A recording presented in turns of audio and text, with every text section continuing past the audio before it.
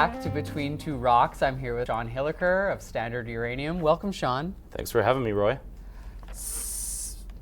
So, tell us about Standard Uranium. Yeah, Standard's a junior Canadian uranium exploration company and prospect generator. So we operate in the Athabasca Basin of Saskatchewan. We have 11 projects across the basin, and we are drilling for uranium, looking to make that next big discovery. I heard a joke about Standard the other day. Do you want to hear it? Sure. How many projects until Standard's portfolio is full?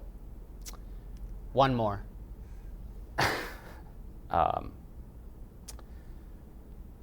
Yeah, I mean, if they have merit, we can have as many as we want. I hear you're running 5 drill programs this winter. Is that true? Yeah, throughout the year, actually, not just in the winter. We're going to line them all up like dominoes. We're drilling right now. And, we're going to be drilling basically through to October. So it's going to be good, yeah. Which one's your favorite, and is it hard to choose? It is hard to choose. They're kind of like my kids a little bit, Our flagship is Davidson River for a reason. It's in my stomping grounds right next to the Arrow deposit where I cut my teeth in uranium. So, the blue sky and torque on that one is probably the biggest. That's why, it's our flagship. We're trying to recreate what we did at Next Gen when I was there. So, but I do love the other ones as well. Lots of good property on the east side now. We've actually never drilled over there before. So this is the first year that we're actually getting a drill bit in the ground on the east side, yeah. Where were we? Drill programs. Sure. What has you excited that you've never really looked at before? Something like the east side where you feel a little bit out of your wheelhouse. What's got you excited about that? Yeah, I mean, it's a different model, right? We kind of broke the mold on the model with Arrow. So the basement hosted stuff, we know that these things aren't limited to the unconformity. There's a whole lot, geologically speaking, that's going on that controls these things. So looking at structures, if we have the plumbing system. But moving over to the east side, it's almost kind of easier because you have that sandstone there, big alteration in halo potentially. So it's a little bit easier to vector in. It's not so discrete as looking for pure basement hosted stuff. So I'm really excited. Wouldn't say I'm out of my wheelhouse, but it's a new experience and I like that. But luckily, I have a couple of really good geos on my team that have spent lots of years exploring on the east side. So they bring that to the table, and we're looking for that, high grade, pancake, hurricane style mineralization now. And that's where we're drilling right now at our Atlantic project. Do you think there have been a lot of missed opportunities over the years where maybe some of the larger companies weren't as receptive to your business model, which is essentially being a lot more open to joint ventures and essentially not limiting yourself to certain flagship properties because you have more partners and more options? Yeah, I definitely think so. I mean, it's a relatively new thing for us as well. Like John and I had been kind of kicking around this idea for the better part of a year, and then we kind of just made the switch last summer. So it's, the OPM model is a pretty good model. Other people's money, right? It's working out pretty well. I mean, we can move our projects forward. We make sure that we structure these deals in a good way that protects Standard and our shareholders, keeps us busy, covers our G&A costs for the year, and we can, focus our capital that we raise into our flagships and things that we want to see. So if these companies come in and they don't, they go away after a year or two, they don't get anything, we get the project back. But we get all that data, upside for discoveries. So I do think it's kind of there's a few other companies that have been doing it. We know those guys well, and it works pretty well. So it's a good way to kind of manage, like you said, 11 projects and growing, and making sure that we hold that good land down and be able to move things forward without, diluting our shareholders too much. It's capital intensive in the basin, as you know. Have you and your team started to look at the Thelon Basin like everyone else? Now that there's a no vacancy sign in the Athabasca, it's kind of the next natural look. Yeah, no, that's fair. Short answer is no. The Athabasca Basin's far enough away. We got Sundog up by Uranium City, like we were just talking about prior to this. It's a 16, 17-hour drive up there.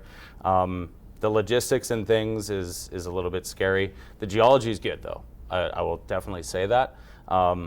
there's some smart folks working up in that region. So I get it, and but no, we're very focused on the Athabasca. So I don't think we're going to be diving into that basin anytime soon. Do you have any questions for me?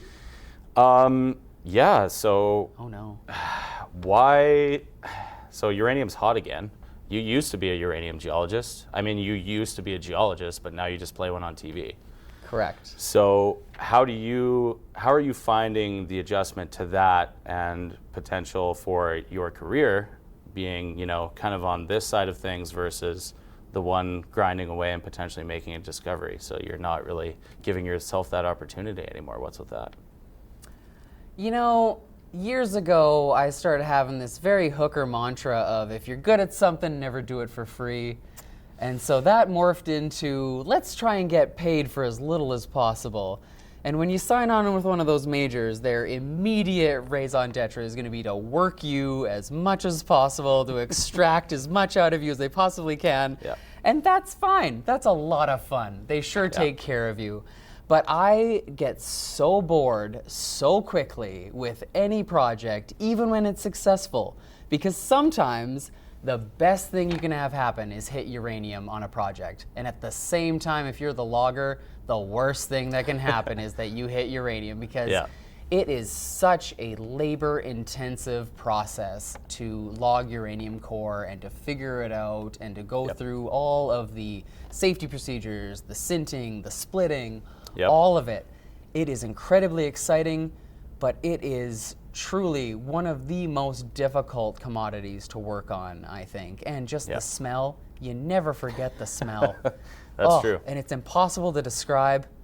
It's like death. It is kind of like death. I mean, the rocks also look like they came straight from hell. So it fits. Yeah. But I think I get that. I understand. When you get to that phase, then you're production logging, and it's a bit like a sweatshop. I won't name any names, but you and I both have maybe been there. Yeah, but, for sure.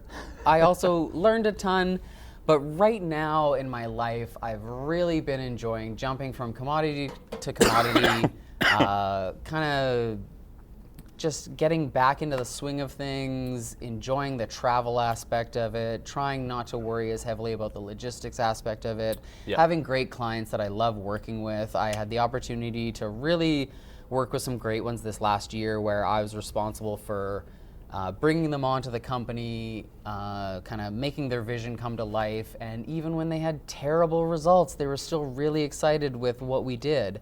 And so that's kind of something that I never got to experience with corporate life. That is really cool, where I get to use my skill set of actually being that forward-facing, client-driven person that can kind of wear both hats. Even though I agree, I am a terrible geologist. When it comes right down to it, everyone will agree, because when you ask people, they're like, Troy, he's very nice. Yeah.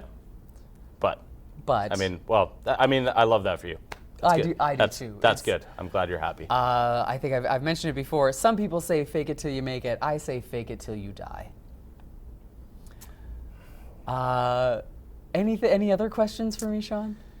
I don't know why you so stylish, I guess. It distracts from a lack of skill set. Oh, it links perfectly with the previous question. Exactly. Okay. It comes full circle. Yeah, makes sense. What's in the future for you? You've worked on a discovery, you've written a thesis paper on it, you've taken this company in a brand new direction, you're overseeing 11 projects at once. What's left to do? Well, I mean, the biggest thing is, the biggest elephant in the room. Make a discovery. Another. And get stupid rich, and then you probably never see me again.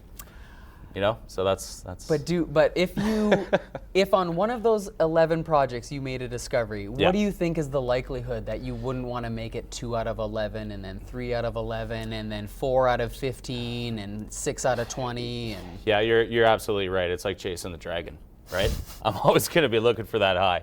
So that's the name of the game, Troy. That's exactly what I want to do. That is the next thing for me, is to make this happen with the great group of people I've surrounded myself with, working with awesome vendors and things like Axiom. So it's teamwork makes the dream work, and it's a really tight knit community, and we're always rooting for each other's success. So that's the biggest thing. And then, maybe, I don't know, running my own company or something. So I do like to stay busy, of course, but. How good and interesting would a discovery have to be that you would want to come out of academic retirement to do your doctorate on it, and John would let you? That's a good question. It would have to be, I don't know, it's got to be something world class for sure. I had the invaluable experience of, getting thrown right into the deep end with Arrow. How do you top that? Exactly. So another Arrow. Yeah. If I'm going to find the Arrow 2.0 on Davidson River, and then maybe I'll do that. I almost turned that paper into a doctorate, but I was like, fuck school, I've had enough. I think that was the right decision for you. At the time, Do you ever think back of what life would have been like if you'd had spent those extra years in academia? Do you think you would be at Standard now? Good question. Probably not. I don't know. It's my thing was either I want to be a professor. I love teaching people. I love explaining geology in a way that people can digest. It's very transferable to working in the corporate side of things now at capital markets, right? You get those elbow patches when you become a professor. Exactly. Yeah, I mean, the salaries are both good potentially, but there's a lot of perks. It was like either that or a CEO kind of thing, so you can see which way I'm going. It's a lot of things there. That's what I'm passionate about. I love geology, and exploring. I'm an explorationist. That's what I do. That's what I want to do. It's been a good ride so far, and it's just gonna get better. So. I agree. Yeah. I love watching your ride. What? Now hit the button. That was easy. So Sean, would you say that Davidson River is your white whale? Yeah, I would. It's like, give it up, Davidson. It's really, the geology's there. Everything's there. It's a massive project. We've done 4 modest programs on it. We're just starting to scratch the surface. There's 70 plus kilometers of strike length. We've proved out the concept as far as this mirror theory, drawing the analogy to Arrow. Same basement rocks, same sorts of structures. We got the plumbing system. Are the fluids there? We could always point to the north to Smart Lake, Cameco PurePoint JV. But now with F3 coming in, they've had that project for 15 years. They've been working it on and off. Boom, they make a high-grade discovery on the west side of the Clearwater domain. So that completely validates our thinking and the rationale for what we're trying to do there. So it's definitely my white whale. I really hope that we can continue to work it and vector in. That's exactly what we're doing. So we're going to be, putting some drills back in there this year. That's the plan. We haven't been back since 2022.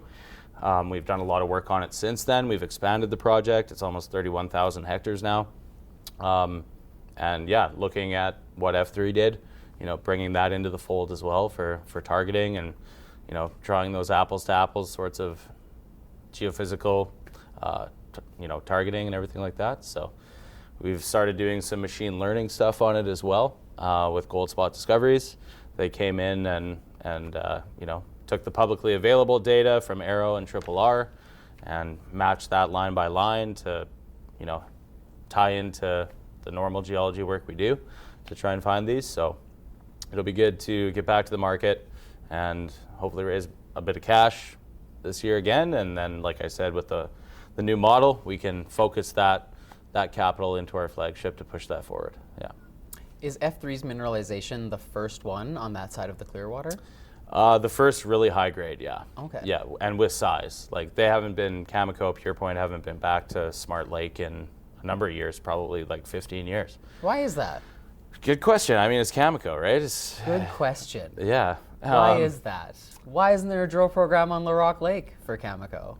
Yeah.